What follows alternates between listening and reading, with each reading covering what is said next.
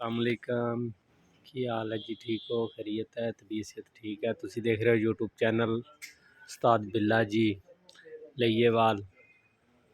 उम्मीद करता हूँ आप सब खैरियत से होंगे। तो वीडियो शुरू करने तो पहले सारे चैनल को सबसक्राइब कर लो। तो फिर अज की मज़ेदार वीडियो करते हैं स्टार्ट। उस्ताद केड़ी शे खोली वदा है? अच्छा एसी वाला तलाजा। गड्डी तो मैंने थकी हुई लगती। अच्छा जी केड़ा मॉडल गड्डी है? की है तलाजा दिखा यार। ये देख लो की मसला होया? इन्हू बंद हो गया? नहीं अच्छा इन्हू हुण करना की है? तो आना या नवा पाना? अच्छा अच्छा ते अंदर की माहौल है गड्डी दा?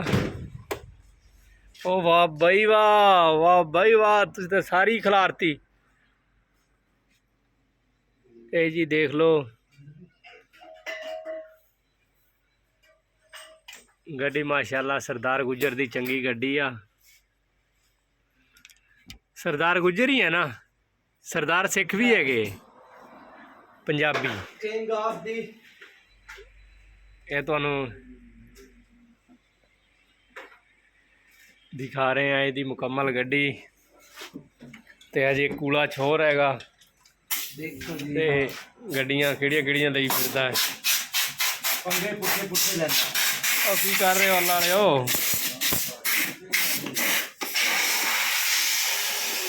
ओ शाबाश, ओ शाबाश, ओ शाबाश, ओ शाबाश। ये देख लो जी सफाई कर रहा है कूलर की।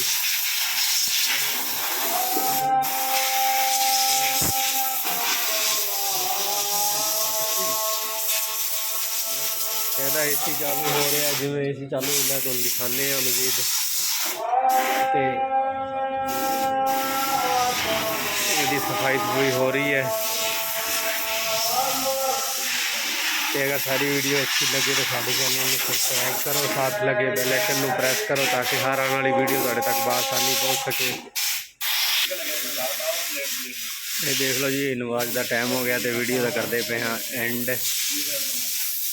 इंशाल्लाह नेक्स्ट वीडियो में मिलेंगे तो अल्लाह हाफिज़।